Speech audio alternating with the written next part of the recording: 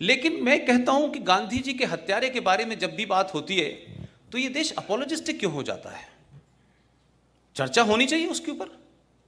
और ये कौन लोग कर रहे हैं? जो उसामा जी कहते हैं, हफीज सईद साहब कहते हैं, वो कह रहे हैं कि गॉडसे आतंकवादी था। गॉडसे ने गांधी जी को क्यों मारा, इस पे बहस क्यों नहीं होनी चाहिए?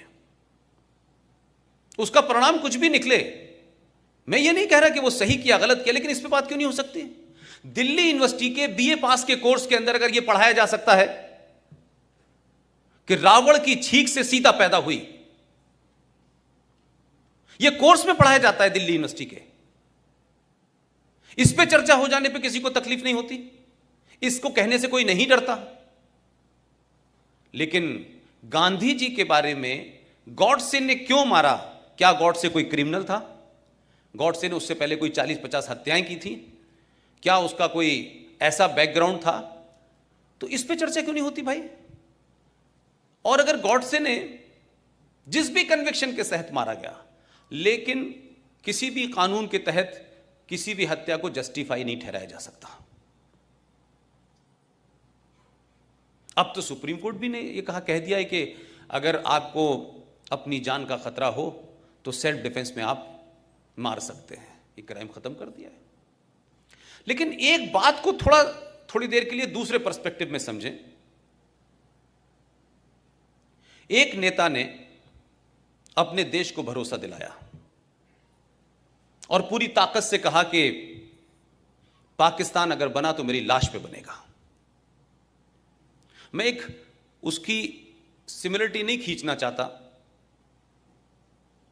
और उस दौर में बहुत सारे लोग थे जो गांधी जी को, उनकी क्या ताकत थी कि जब वो नोआखली के दंगों में गए तो जहां हिंदू मुसलमान लड़ रहे थे, हाथों में तलवारें थी लोगों ने हथियारों से, हाथ से उनके तलवारें गिर गईं। गांधी जी के कहने से इतनी स्ट्रांग अपील थी।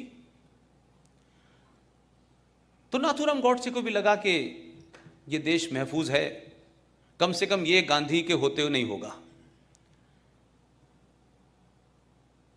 आप में से किसी ने 15 अगस्त 1947 को जब इस दिल्ली में जश्न मनाया जा रहा था तो बंगाल में और पंजाब में क्या हो रहा था, ये किसी को अंदाजा है?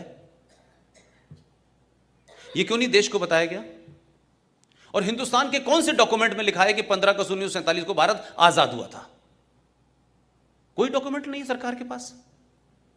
नेशनल आर्काइव दिल्ली में चले जाएं, उसमें लिखा है 15 अगस्त 1947 को ट्रांसफर ऑफ पावर हुआ है। लेकिन हम गीत गा रहे हैं आजादी के।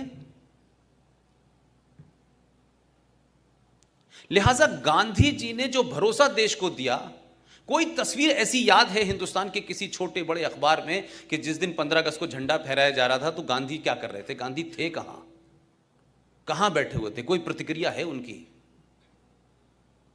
तो ये आजादी, जिसको आप आजादी कह रहे हैं, जिसको हम सब लोग आजादी समझ रहे हैं, जिसमें 21 लाख लोगों की सरकारी रिकॉर्ड के हिसाब से मौत हुई है, सबसे ज्यादा लाशें पंजाब से की, सबसे ज्यादा उसके बाद लाशें बंगाल में हुई। गांधी के हत्यारे की चिंता है लोगों को।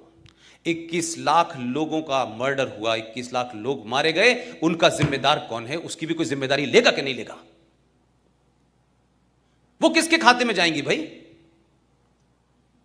और क्या इस देशवासियों से पूछा था आपने कि हम एक लाइन खींच देंगे पंजाब से और एक लाइन खींच देंगे बंगाल में और ये मुल्क को हम बांट देंगे?